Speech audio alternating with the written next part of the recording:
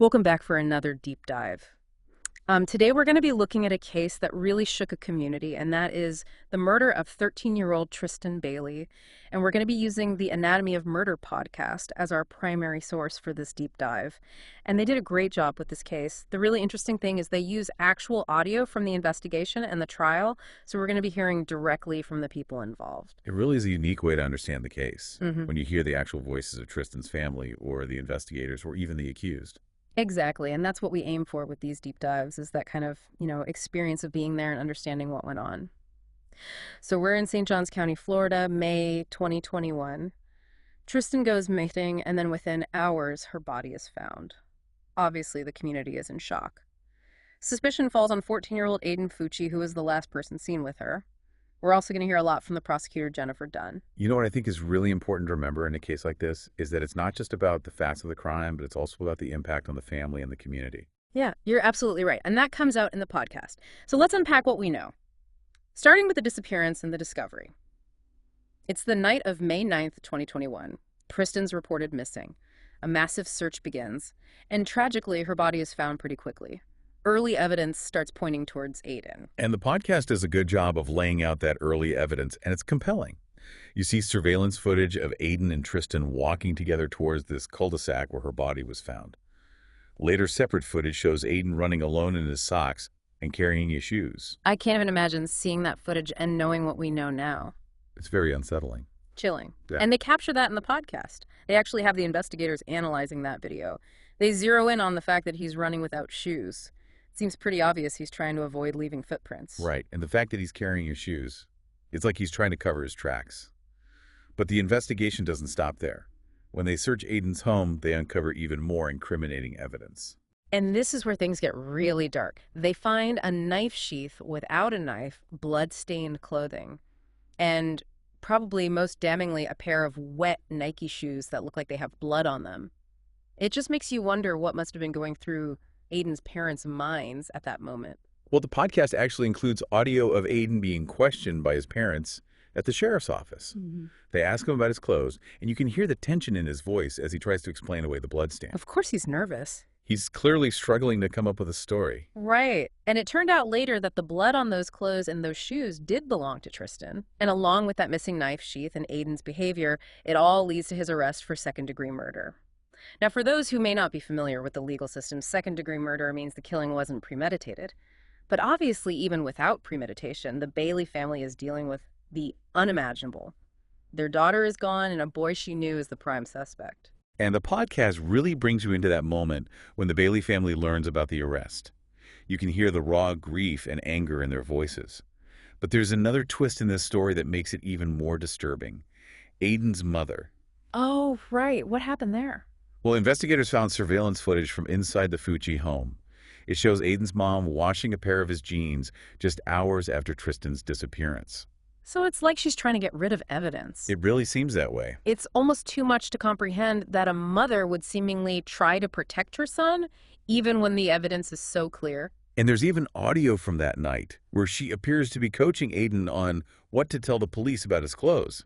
She's trying to get him to lie and say he was wearing khakis instead of the jeans he was actually seen wearing in the surveillance video. Wow, so now you have Aiden under arrest. His mother is potentially facing charges for tampering with evidence, and you have a grieving family desperately trying to make sense of this nightmare. But as you might expect, this is only the beginning. The investigation is far from over. Right? We still don't know the details of what happened to Tristan or why it happened. Exactly, and all that and what would happen next are things we're going to be getting into in the next part of our deep dive. The story takes some more twists and turns. And the details of the autopsy are particularly difficult to hear, but I think they're important for understanding the full scope of this tragedy. The autopsy revealed some truly horrific details about what Tristan endured. She had 114 stab wounds on her body, 114 separate wounds. It's just awful. And to make matters even worse, about 50 of those wounds were defensive, meaning that she was fighting back, she was trying to protect herself. Yeah, it just makes you think about the strength, the courage that she must have had to fight back against an attack like that. Right. The Anatomy of Murder podcast, they play this clip from the medical examiner, and it's just chilling. He explains that based on the nature and the location of the wounds, Tristan was most likely alive and conscious for most of the attack. It's really hard to hear that. It really is. Yeah. And the Podcast does a good job of conveying that heartbreak, not just through the facts of the case, but through the raw emotion in the voices of the people who are involved. Absolutely. And speaking of heartbreaking, the podcast also captures the moment when the Bailey family sees on live television divers pulling the suspected murder weapon from a nearby pond. Oh, wow. Can you imagine that? It's one thing to hear about it, but to actually see the weapon that was used to take your child's life? It's awful. Yeah. And what's so interesting from a forensic standpoint is that a metal fragment was found lodged in Tristan's scalp during the autopsy. Right. And that turned out to be the missing tip of the knife they pulled from the pond. It's like this horrifying puzzle with each piece fitting together to form this just incredibly tragic picture. Yeah. So with the physical evidence mounting, the question of motive becomes even more central. Why would Aiden do something like this? And the podcast explores this question by interviewing Aiden's girlfriend, and what she reveals is truly disturbing. She talks about Aiden's fascination with gore, with graphic violence, with knives. He even researched real-life beheadings on the dark web. It's really unsettling to hear that. And, it kind of makes you wonder how much of this is typical teenage angst or morbid curiosity, and how much is something more sinister. I mean, I remember being a teenager, there was definitely a fascination with dark and edgy things, but this seems to go way beyond that. It's a tough question, and I think it's important to remember that fascination with gore isn't necessarily unusual in teenagers. Yeah. For some, it can be a way to grapple with their own mortality or to confront their fears and anxieties in a safe, albeit somewhat disturbing way. For others, it might be a sign of deeper emotional distress, like a cry for help that goes unnoticed. The podcast plays this really chilling audio clip where the girlfriend mentions that Aiden had named his favorite knives Picker and Poker. Oh, wow. And he even pretended to stab her with them multiple times. It's so disturbing. The naming of the knives, I think, is particularly troubling because it suggests a level of attachment and identification with the violence that goes beyond simple curiosity. It's like he's romanticizing it, making it part of his identity. I think that's a really insightful point. And to add to that, Aiden's girlfriend even says that he talked about wanting to kill someone. He described in detail how he would stab them and watch them bleed out. He even told her that he would keep killing until he got caught. And that raises a really critical question. Yeah. Could this tragedy have been prevented? His girlfriend admits that she dismissed his talk as just morbid fantasy. Right. She never believed that he would actually act on those impulses. I wonder about the guilt that she must carry. It's, easy to judge in hindsight, but I can only imagine the weight of that knowledge, knowing that maybe, just maybe, if she had spoken up, things could have been different. Absolutely. And this case really underscores the need for open communication between teenagers and adults, whether it's parents or teachers or counselors. We need to create environments where young people feel comfortable sharing their struggles and their fears and their darkest thoughts without judgment. And I think we need to equip adults with the tools to recognize warning signs and intervene when necessary. It also highlights the responsibility we all have to look out for one another. If you see or hear something that is concerning, even if it seems small or insignificant, don't hesitate to speak up. It might be nothing, but it could also be, a matter of life or death. Exactly. It's about creating a culture of awareness and support where we recognize that mental health is just as important as physical health. So as the investigation continues, the Bailey family is dealing with this unimaginable grief. While simultaneously trying to prepare for this legal battle ahead, they're forced to relive the trauma of losing Tristan, to hear the horrific details of what she endured, all while trying to navigate this complex and often confusing legal system. And this is where the strength and resilience of the Bailey family truly shine through. They refused to let this tragedy break them. Instead, they channeled their grief into a powerful force for good. Yeah, it's really incredible how, in the face of such unimaginable pain, they found the strength to fight for justice, not just for Tristan, but for other families who might find themselves in similar situations. They really do embody the idea of turning pain into purpose. And it's that journey, their fight for justice and their incredible advocacy work that we'll delve into next. It's inspiring how the Bailey family didn't let this horrific experience define them. They channeled their grief into something positive, the Tristan Bailey Strong Foundation. The foundation really is a testament to their commitment to honoring Tristan's memory and creating a safer world for young people. Their work focuses on victim advocacy, self-defense education, and raising awareness about the potential dangers of social media. It's a multifaceted approach that addresses the issue of violence from multiple angles. Yeah, and they're not just reacting to tragedies like Tristan's, but they're actually trying to prevent them from happening. Exactly. And they've had a significant impact already. One of their biggest accomplishments, I think, was playing a key role in passing the Bailey Act in Florida.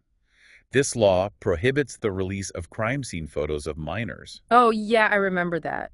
Can you imagine the added pain and suffering that the Bailey family would have endured if those photos had been made public? It's unimaginable. It's a Yeah. crucial piece of legislation that protects the privacy and dignity of victims and their families. Absolutely. And it's a direct result of the Bailey family's advocacy and their determination to make sure that no other family has to go through what they went through. Right. They saw a flaw in the system, a way that the legal process could further victimize those who are already suffering, and they took action to change it. It's It's powerful. incredibly powerful. And, their work extends far beyond legislation. The foundation also offers self-defense classes for young people, empowering them with the skills and knowledge they need to protect themselves. Yeah, it's about giving them the tools to feel confident and safe Mhm. and to know how to react if they find themselves in a threatening situation. Oh, exactly. It's about proactive prevention, not just reactive measures. Right. And they provide scholarships to students who embody Tristan's spirit of kindness and empathy and inclusivity. It's so beautiful how they're keeping her memory alive by supporting young people who are making a positive difference in the world. Absolutely. And It's a testament to the enduring power of her spirit